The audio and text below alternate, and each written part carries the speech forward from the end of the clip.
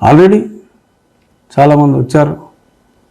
మా ప్రియమిత్రులు రామనారాయణ రెడ్డి గారు ముందే వచ్చారు, ఇంకా మేకపాటి వాళ్ళు వచ్చారు, కోటమిరెడ్డి, అందరూ పెద్ద బ్యాక్గ్రౌండ్ ఉన్న వాళ్ళందరూ ఒక్కొక్కరుగా వచ్చారు. ఇప్పుడు ఇంకో ఇద్దరు కూడా సనామధేయులు, అంటే ఒకే పేరున్నవారు, ఇంటి పేర్లు మార్పు ఉండొచ్చు. ఎందుకంటే మరీ స్పష్టంగా పేర్లు నేను చెప్తే బాగోదు, వారు నా మిత్రులు కనుక వారు ఇబ్బంది పడతారు. సో కాబట్టి బహుశా 2-3 రోజుల్లో మేబీ ఎల్లుండి కల్లా ఇంకొన్ని వార్తలు బయటకు వస్తాయని, అది కూడా అఫ్కోర్స్ సోషల్ మీడియాలోనే చూశాను. వారు నా మిత్రులు అయినప్పటికీ నేను వారితో మాట్లాడలేదు. సభ్యత ఈ సమయంలో మాట్లాడటం సభ్యత కాదు కనుక. బట్ పవర్ఫుల్ పేర్లు అంటే ఇంకా వీళ్ళు కూడా వదిలేశారంటే ఇంకా అర్థం చేసుకోవచ్చు. నిన్న కాపు రామచంద్రారెడ్డి గారు మరి ఆయన కోసం 12 గంటలు ఎదురు చూసి రాముడి కోసం వెయిట్ చేసిన శబరిలాగా ఎదురు చూసి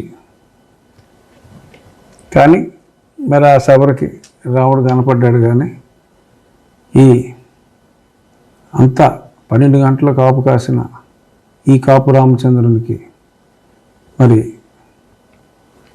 సాక్షాత్తు భగవత్ స్వరూపుడైన జగన్మోహన్ రెడ్డి గారి దర్శనం దొరకలేదట.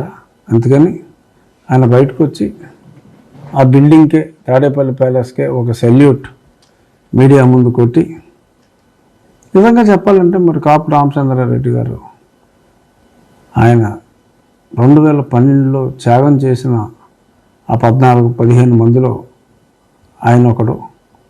మరి అటువంటి త్యాగం చేసిన ఆ వ్యక్తే కనీసం దర్శన భాగ్యానికి కూడా నొచ్చుకొని మరి ఆయనకి నమస్కారం పెట్టి భాగ్యం కలగక ఆ నూతన భవంతికి నమస్కారం పెట్టి పని చూసుకుంటాను బాబాయ్ అని చెప్పారు. అలాగే మొన్న ఎంఎస్ బాబు సరే ఆయన బెదిరించారట. బెదిరిస్తే మళ్ళీ ఆయన, ఎవరికైనా జీవితం మీద ఆశ ఉంటుంది.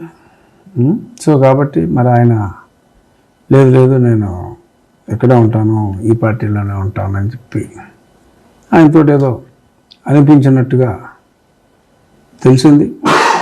ఏదైనా ఫిజికల్గా ఇంకొన్ని వారాలు భయపెట్టవచ్చు.